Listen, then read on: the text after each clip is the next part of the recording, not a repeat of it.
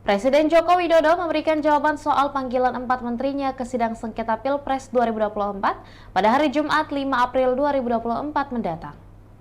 Adapun keempat menteri tersebut ialah Menteri Keuangan Sri Mulyani, Menteri Sosial Tri Risma hari ini, Menteri Koordinator Perekonomian Airlangga Hartarto, dan Menteri Koordinator Pembangunan Desa dan Kebudayaan Muhadjir Effendi.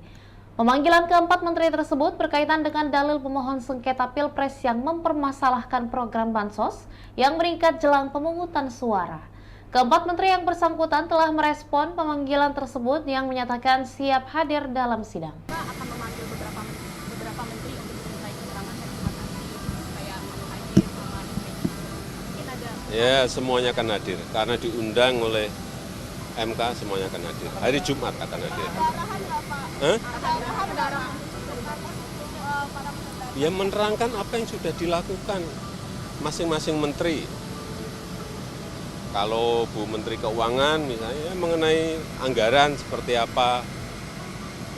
Kalau Bu Mensos mengenai bantuan sosial dijelaskan seperti apa. Saya kira nanti akan dijelaskan semuanya lah, ditunggu aja hari Jumat. Ya.